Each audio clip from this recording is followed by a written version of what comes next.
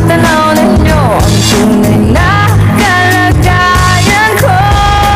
Ganito kasi yan eh.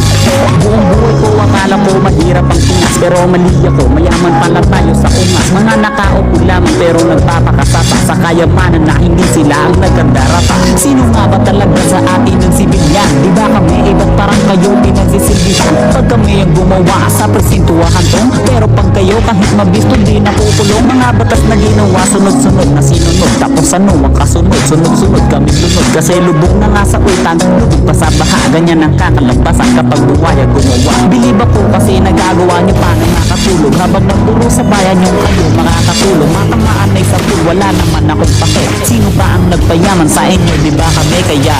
Huwag kang masyadong halata. Bato, bato